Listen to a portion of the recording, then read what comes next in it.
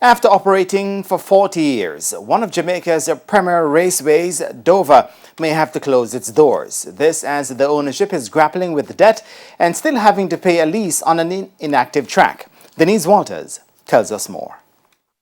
With no racing happening here and to pay the lease and to pay maintenance on the property, we just can't afford it any longer. That's Junior Barnes, president of the Jamaica Race Drivers Club JRDC, dreading what could be the end of an era. As a result of the COVID-19 pandemic and the shutdown of sports in Jamaica, no races have been held at Dover in over a year. A lease to be paid to a government trustee office for over $1 million per year is crippling the organizers.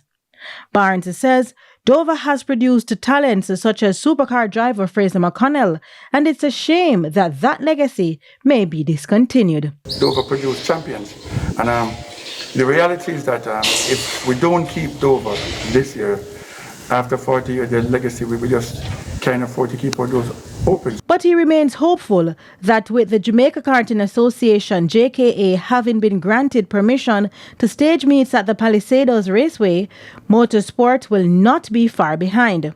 We have been contacted by some new sponsors, as well as we're going to retain our old sponsors. And it's hard for everyone in the world, but they're willing to come and sponsor us to keep racing alive. Barnes says the governing body Jamaica Millennium Motoring Club JMMC has submitted the protocols to the various government agencies. We're waiting for the Ministry of Health to come and give us that walkthrough to tell us what they want and where they want, and whatever they want, we're ready to abide by. Initially, there was hope that a limited number of spectators would be allowed on the 40 acres when racing resumes, but if the protocols are approved, no spectators will be at the venue. The expectation once the green light is given is that there can be 6 race meets, 4 at Dover and 2 at Jamwest.